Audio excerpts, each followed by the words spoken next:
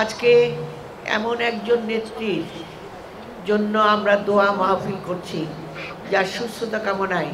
তিনি আন্তর্জাতিক খ্যাতি সম্পন্ন এক নেত্রী, যিনি শুধু বাংলাদেশে ইতিহাস সৃষ্টি করেন নাই, সারা বিশ্বে একটি নাম হয়ে, একটি প্রতিষ্ঠান হয়ে, একটি ইতিহাস হয়ে তিনি দেখিয়ে দিয়েছেন কিভাবে গণতন্ত্রের জন্য লড়াই করে, ফ্যাসিস্ট সরকারের বিরুদ্ধাচরণ করে, মামলা হামলা, তাকে মেরে ফেলার চেষ্টা, অনেক কিছুকে সহ্য করেও যিনি আপোষহীনভাবে এখনও বাংলাদেশের মানুষের প্রেরণার উৎস।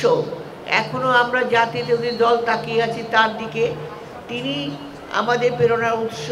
সেই জন্য আমরা এখনও লড়াই করতে পারছি, এখনও সংগ্রাম করতে পারছি। সেই নেত্রী দেশনেত্রী Begum Khaleda Zia, mother of democracy, আমাদের সাবেক তিনবারের প্রধানমন্ত্রী, তার জন্য আজকে আমরা সুস্থতা কামনা করছি।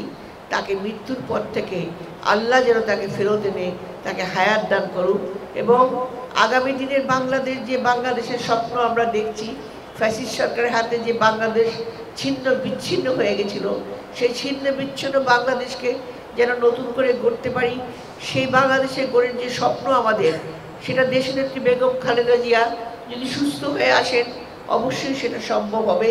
তিনিই আমাদের প্রেরণার উৎস, তিনিই আমাদের শক্তি। তাই বোনেরা, আমি একটু অসুস্থ, বেশি কথা বলতে পারছি না, তবে একটা কথা সত্য, আমাদের সবাইকে অনুকরণ করতে হবে আমার দেশনেত্রী বেগম খালেদা জিয়াকে, যিনি পৃথিবীকে দেখিয়ে দিয়েছেন একজন নারী হয়ে কিভাবে একজন নারী একটা দেশের মানচিত্রকে কিভাবে সংগ্রাম করে, গণতন্ত্রের জন্য লড়াই করে কিভাবে মাথা উঁচু করে বাঁচতে পারে। তিনি মৃত্যুর সঙ্গে লড়াই করছেন, কিন্তু তারপরেও তার যে আপোষণীয়তা, এটা এক বাক্যে আমরা অতুলনীয়, এর কোনো তুলনা হয় না। আমরা কোনো কথা বলতে পারছি না এখানে।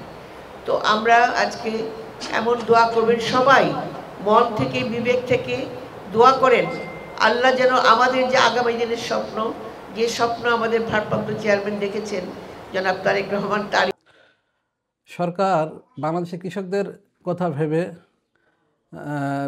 পেঁয়াজ আমদানি গত 30শে আগস্ট থেকে বন্ধ রেখেছিল।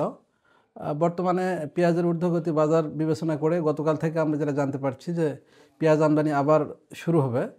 তো সেক্ষেত্রে আজকে দিনের শুরুতে আমরা যেটা দেখলাম অনলাইনে, যে 50 জন আমদানিকারক অলরেডি তাদের পুরাতন আবেদনগুলো রিসাবমিট করতে পারছে। হয়তোবা এবেলার মধ্যে আমরা দেখতে পাবো যে সেগুলো অ্যাপ্রুভ হবে। আবার অ্যাপ্রুভ হলে আমরা আপনাদেরকে বলতে পারবো যে পেঁয়াজ আমদানি কখন থেকে শুরু হচ্ছে। আর যদি আইপি অলরেডি পেয়ে যায় আমদানিকারকরা, হয়তো আমদানিও শুরু হয়ে যাবে।